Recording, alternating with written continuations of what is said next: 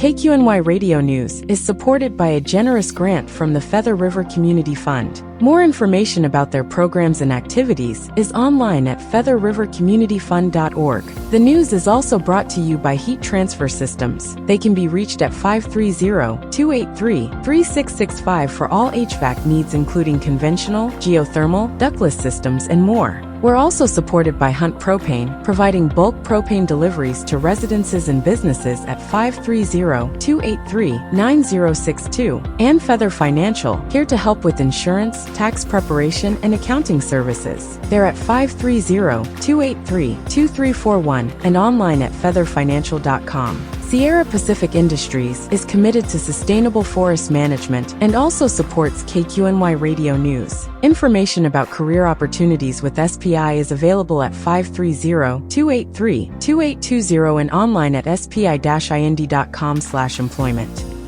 In partnership with the Plumas Sun, this is KQNY Radio News.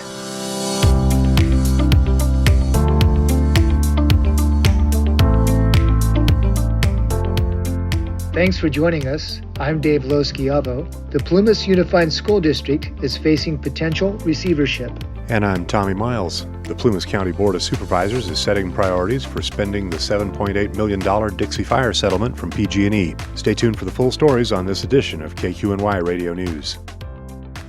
Plumas County schools face a dismal fiscal reality that may force officials to apply for an emergency advance apportionment from the state legislature. The application would mean giving up local control of the school district. That harsh likelihood followed the results of a 2-month financial investigation by an independent state agency. Mike Fine, CEO of the Fiscal Crisis Management Assistance Team, delivered it in his April 12th presentation to the Plumas County Office of Education, Plumas Unified School District, at their regular board meeting. The main agenda item was a projected $8.7 million shortfall for the 2024-25 fiscal year. State investigators attributed much of the fiscal crisis to inadequate board oversight and lack of attention to its fiduciary responsibilities. Fine began the meeting with a warning. Tonight, there will be discussion about difficult topics. The first priority of schools is that students get what they need from the district, he added. Fine emphasized that his comments referred to PUSD only and not the Plumas County Office of Education. Fine pointedly addressed the 4 school board members in attendance. The supreme quality of leadership is unquestionable integrity. Without it, no real success is possible, Fine said, quoting Dwight Eisenhower. His detailed review of the duties of the school board began with the fiduciary duty and its components, including the duties of care, loyalty, disclosure, good faith, prudence, and confidentiality. He discussed the guiding principles of the board's fiduciary duties. Questions need to be asked in regard to the allocation of resources and the expenditure of funds. Fine repeatedly referenced the effect of the board's decisions on students, noting they should also consider compliance with the district's adopted plan and priorities, as well as consistency with laws and regulations. Do the board's decisions foster public trust, he asked. The tone for the organization is set at the top, he told the board. The fiscal situation at PUSD may seem sudden, but it didn't happen overnight, Fine said. The primary cause of the PUSD crisis is significant deficit spending. Other contributing factors included poor budget development, improper budget monitoring, and incompetence at multiple levels over many years. FCMAT's investigation found poor audits that predate the current staff. It also found evidence that staff questioned certain directions, circumstances, and processes as inaccurate or inappropriate. The superintendent ignored those red flags, he said. The PUSD 2024 original budget, approved in June of 2024, had a fund balance of over $1,100,000. When the actual unaudited numbers were presented in October 2024, the fund balance was negative $1.2 million. By the first interim report in December, the fund balance was negative $5.7 million. The FCMAT multi-year fiscal projection has the fund balance as a negative $7.4 million by June 2030. The latest FCMAT estimates predict a negative fund balance of more than $8.7 million for the current 2024-25 fiscal year, doubling in 2025-26 and rising to more than $24 million by the end of the 2026-2027 school year. The $1.8 million the district expects to save through 22 staff reductions announced in March will not solve this problem, said Fine. Careful planning in the upcoming 2025-2026 year will need to take place to right-size the budget to revenues, he said. Meanwhile, cash insolvency is looming. Cash insolvency occurs when payroll exceeds available cash and all borrowing options are exhausted. For PUSD, that could happen as early as July or as late as September. Cash insolvency is a trigger for an emergency advanced apportionment from the California State Legislature. Such an emergency loan would mean the district passes into state receivership, with conditions including the elimination of the PUSD superintendent role and advisory status for the local school board. During the period of the loan, a state administrator would be appointed to oversee the district. The emergency advance apportionment payment would have to be paid back. Time is short, Fine said. An emergency apportionment would need to be included in the state legislature's budget for adoption by June 30th.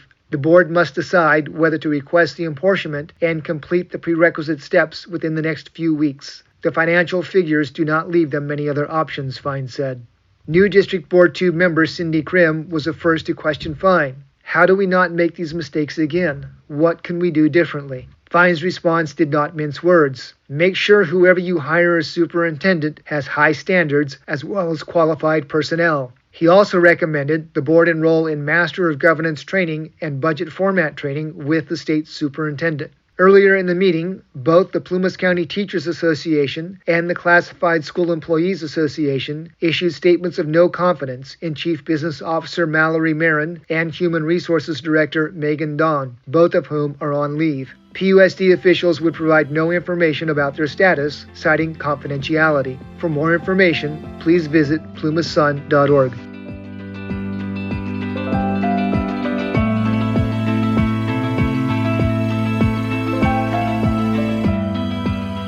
2 years and 4 months after accepting $7.8 million as a Dixie Fire settlement from PG&E, the Plumas County Board of Supervisors is poised to adopt standards for spending the money. After discussing principles and priorities to serve as guidelines, the supervisors agreed to create an ad hoc committee to bring specific spending proposals to the full board for adoption. The goal is to ensure that these one-time funds are spent strategically, said Supervisor Mimi Hall, the board's vice chair. She and Board of Supervisors Chair Kevin Goss developed the proposal discussed at the board's April 15th meeting. Quote, "It's high time for us to put these funds to good use to better serve the community," Hall said. Quote, "I've been wanting to move forward with this for years," said Supervisor Jeff Engel. The $7.8 million settlement the Plumas County Supervisors accepted on January 17, 2023, was part of a $24 million collective settlement negotiated by attorneys for 10 public entities. The press release issued at the time did not mention the county's dollar amount.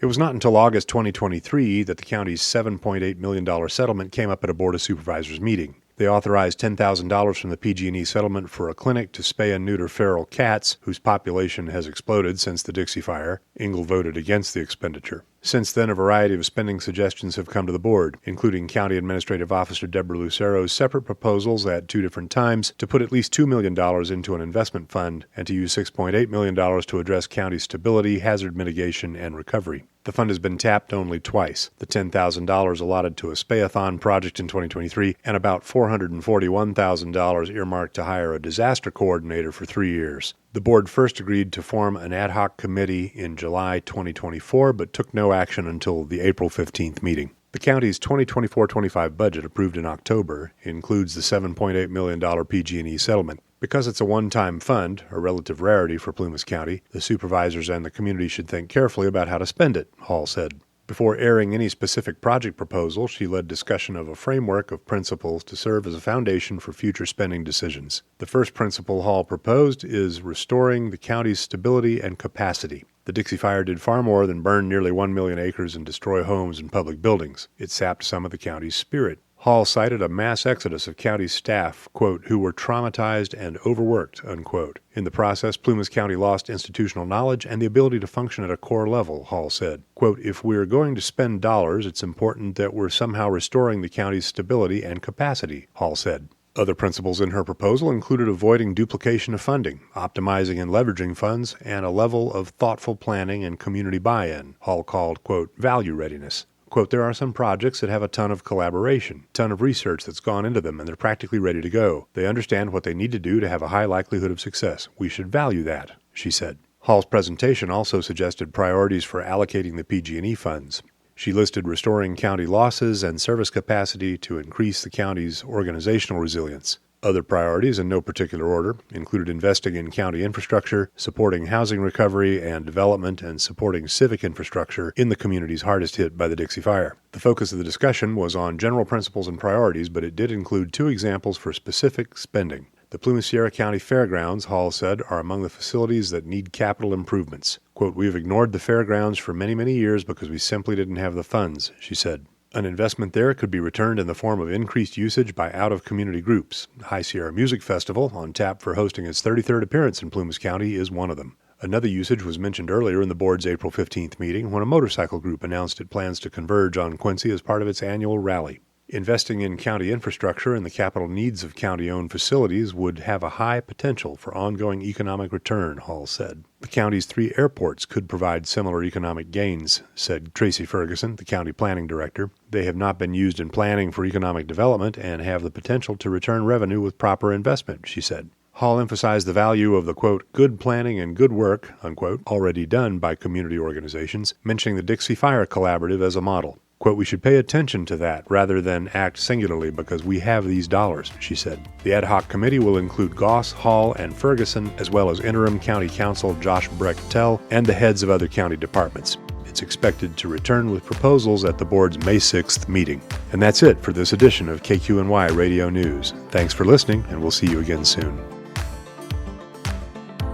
This program is a production of KQNY Community Affairs Programming, and it's powered by the Plumas Sun, a group of Plumas County journalists and organizers committed to providing high-quality, objective coverage of local news. The Plumas Sun and KQNY both depend on community support, so please consider helping us out by going to KQNY919.org and plumassun.org and making a donation. Thank you for helping to keep local news on the web and on the air.